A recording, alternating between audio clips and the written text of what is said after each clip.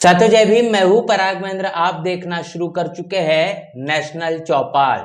महाबोधि महाविहार मुक्ति आंदोलन को तकरीबन 144 दिन बीत चुके हैं।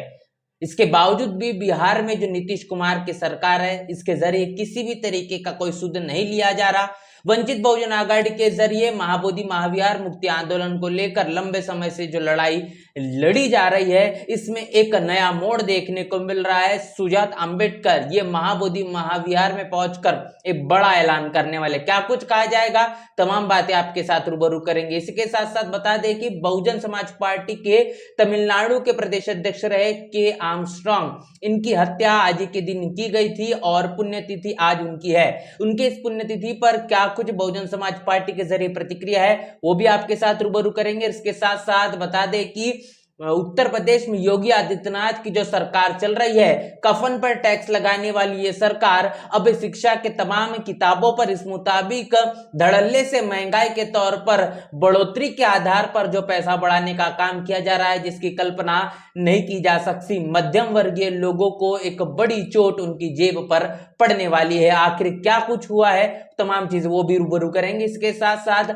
बिहार में विधानसभा चुनाव होने हैं, जिसमें तमाम राजनीतिक पार्टियों के जरिए सियासी हलचल जारी है। आरजेडी के नेता तेजस्वी यादव ने चुनाव आयोग को लेकर एक बड़ा बयान दिया है और जमकर उन्होंने फायर होते हुए नजर आए हैं। चुनाव आयोग को तमाम जो बातें कही है, क्या कुछ कहा है इस वक्त सोशल मीडिया पर, वो भी काफी ज्यादा वायरल है। इसके साथ साथ पूर्णिया के सांसद पप्पू यादव के जरिए भारतीय जनता पार्टी और आरएसएस को लेकर जो कहा गया है, उसको लेकर प्रतिक्रियाओं का सिलसिला इस वक्त जारी है। ऐसे में आपको बता दें कि चंद्रशेखर आजाद के जरिए देश का सबसे प्रिय और सबसे प्रचलित जो खेल है, जिसे क्रिकेट कहा जाता है, लेकिन राष्ट्रीय तौर पर जो खेल जिसे जाना पहचाना जाता है वो हॉकी है। और इस हॉकी खेल को जिस मुताबिक राष्ट्रीय पटल पर अहमियत मिलनी चाहिए, आज हॉकी के तमाम खिलाड़ी संसाधनों को लेकर राह तक रहे कि आखिर सरकार के जरिए तमाम चीजें उन्हें मुहैया की जाएगी। तो सबसे पहली यह खबर आपके साथ साझा करते हैं। आज 5 जुलाई है और वंचित बहुजन आघाड़ी के नेता सुजात अंबेडकर के जरिए महाबोधि महाविहार मुक्ति आंदोलन को मजबूती प्रदान करने के लिए आज वो बोध गया पहुंचेंगे और तमाम बौद्ध भिक्षुओं के इस आंदोलन को जिस तरीके से 144 दिन बीत चुके हैं, इन तमाम 144 दिनों में जो कुछ हुआ और आने वाले भविष्य में इस आंदोलन को लेकर आखिर क्या भविष्य में भूमिका होगी, इन तमाम चीजों को मद्देनजर रखते हुए उनके माध्यम से चीजें साझा की जाएगी। इसके साथ साथ आपको यह भी समझना होगा कि बिहार में नीतीश कुमार की जो सरकार चल रही है, इस सरकार के जरिए इस मसले पर किसी भी तरीके का सुध नहीं लिया जा रहा। बौद्ध भिक्षु लंबे समय से आंदोलित है, उसके बावजूद भी कोई भी सुनवाई नहीं की जा रही। आने वाले 29 जुलाई को सुप्रीम कोर्ट के जरिए इस पूरे के पूरे मामले पर जो है निर्णय फैसला दिया जाएगा। क्या कुछ होगा ये वक्त ही बताएगा। अब बड़ा ऐलान सुजात अंबेडकर के जरिए इस आंदोलन को लेकर किया जाना। इसके साथ साथ बता दें कि तमिलनाडु के बहुजन समाज पार्टी के प्रदेश अध्यक्ष रहे के आर्मस्ट्रांग की आज के दिन हत्या की गई थी और 8 अज्ञात लोगों के जरिए इस पूरे के पूरे वारदात को अंजाम दिया गया था। धारदार हथियारों से निर्मम तरीके से हत्या करने का काम किया गया। स्टालिन की जो सरकार तमिलनाडु में चल रही है, आज भी के आर्मस्ट्रांग बहुजन समाज पार्टी के तमिलनाडु के प्रदेश अध्यक्ष रहे, इन्हें जो न्याय है वो दिलवाने में कामयाब नहीं रही है। जो आरोपी है आज भी वो हिरासत में सही मायने में नहीं लिए गए हैं, जिसमें तमाम तरीके से राजनीतिक रंजिश इस पूरे मामले पर निकल कर आई थी और ऐसे कई जांच के पड़ताल के दौरान कई लोगों के नाम भी सामने निकल कर आए थे। लेकिन अभी भी ये मामला ठंडे बस्ते में पड़ा हुआ है। बहुजन समाज पार्टी इस लड़ाई को लंबे समय से लड़ते हुए नजर आ रही। इतना ही नहीं, आज पुण्यतिथि के उपलक्ष्य में बहुजन समाज पार्टी के जरिए एक रैली भी निकाली गई है, जिसके कारण बहुजन समाज से ताल्लुकात रखने वाले तमाम लोगों को अपने नेता के आर्मस्ट्रांग को श्रद्धा सुमन अर्पित किए जा सके। इसके साथ साथ बता कि उत्तर प्रदेश में जो योगी आदित्यनाथ की सरकार चल रही है, जिसके जरिए उत्तर प्रदेश के बोर्ड की तमाम किताबों में 8 गुना की महंगाई कर दी गई है। 8 गुना तक तमाम किताबें महंगी करने का काम उत्तर प्रदेश की सरकार ने एक बड़ा फैसला लिया है। तो कल्पना करिए कि उत्तर प्रदेश में जो योगी आदित्यनाथ की सरकार चल रही है, जो किताबों तक नहीं बख्श रही, शिक्षा व्यवस्था पर सबसे बड़ा प्रहार है। एक तरफ तमाम स्कूलों को मर्ज करने का काम किया जाता है, बड़े पैमाने पर पर चलने वाली जो सरकारी स्कूल है, जो कहीं न कहीं अपने जर्जर अवस्था में है, उसको बेहतर तरीके से कैसे मुहैया करवाने की कोशिश की जाए, इस पर सरकार का ध्यान न रहते हुए उन तमाम स्कूलों को आखिर बंद कैसा किया जाए, दलितों, आदिवासियों, पिछड़ों के जो बच्चे हैं वो कैसे लेबर बने, इसकी की पूरी तैयारी योगी आदित्यनाथ की भारतीय जनता पार्टी के सरकार लगातार करते हुए नजर आ रही है। और इसीलिए एक तरफ स्कूल बंद करना और दूसरी तरफ उत्तर प्रदेश बोर्ड की तमाम किताबों में 8 गुना तक उसे महंगी करवाना, यह बताता है कि भारतीय जनता पार्टी की सरकार ये कतई नहीं चाहती कि शिक्षा का स्तर समय के चलते देश के अंदर बढ़ता हुआ नजर आए।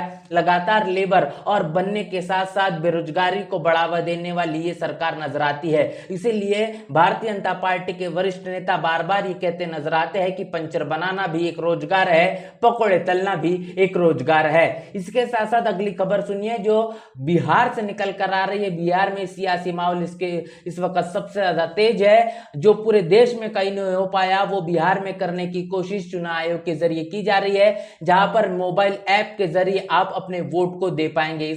आरजेडी के नेता तेजस्वी यादव के जरिए लगातार प्रतिक्रिया साझा की जा रही है। आरजेडी के नेता तेजस्वी यादव ने भारत के निर्वाचन आयोग पर वो जमकर फायर हुए, काफी कुछ कहा गया है। क्या कुछ उन्होंने अपनी प्रतिक्रिया दी है, आपके साथ साझा करते हैं।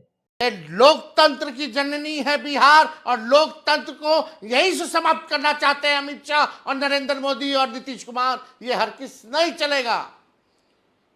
9 तारीख को हम लोग जो है बड़ी मजबूती के साथ पूरा हमारा महागठबंधन जो है धरना प्रदर्शन करेगा, चक्का जाम करेगा।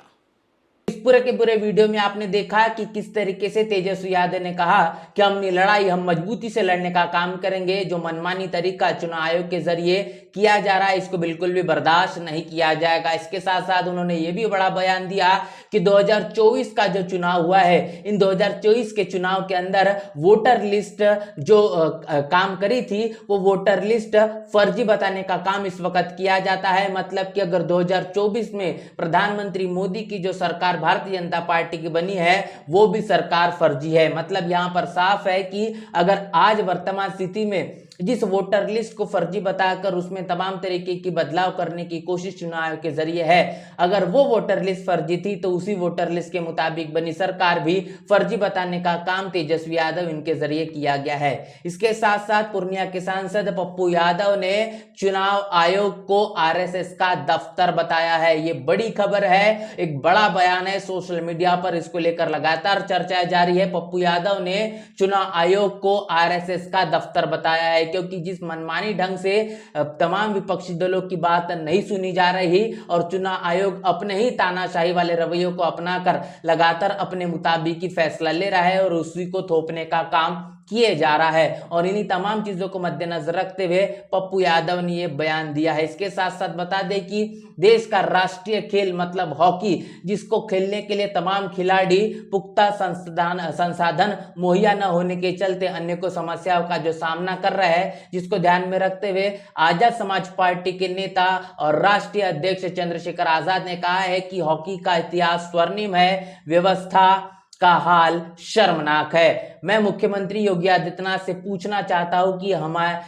क्या हमारे खिलाड़ी तब तक इंतजार करते रहेंगे जब तक उनका हौसला और करियर दोनों टूट ना जाए। ये बड़ी खबर निकल कर आ रही है। संसाधन और प्रशिक्षकों की कमी के चलते हॉकी खिलाड़ियों ने अपना खेल रोक दिया है। ये खबर आप सुनकर समझ पाएंगे कि देश के अंदर जहां पर हॉकी राष्ट्रीय खेल है, जिसको बढ़ावा देने का काम केंद्र की सरकार का है, लेकिन तमाम खिलाड़ी अपने संसाधनों को जो मुहैया करवाने की जिम्मेदारी सरकार की है वो भी कहीं ना कहीं नहीं कर पा रही। इसी तमाम चीजों को ध्यान में रखते हुए खिलाड़ियों को अपने खेल को खेलने से रोकना पड़ रहा है। समय के साथ आप समझ पाएंगे कि शहर बरेली में हॉकी पीछे लगातार छूटती नजर आ रही है। हाल फिलहाल में खेलो इंडिया अभियान के तहत हॉकी को जब बढ़ावा देने का प्रयास किए जाने थे, मगर ऐसा अभी भी नाकाफी साबित होता है, क्योंकि खिलाड़ी बिना एस्ट्रो टर्फ के प्रैक्टिस करने को मजबूर है। स्कूल स्तर पर हॉकी का जो नामो निशान अब लगातार मिटता हुआ नजर आ रहा है और जिला स्तर पर जो प्रतियोगिता होती है उसमें दर्जनों मुश्किलों का सामना स्कूलों को करना पड़ रहा है। स्कूलों में हॉकी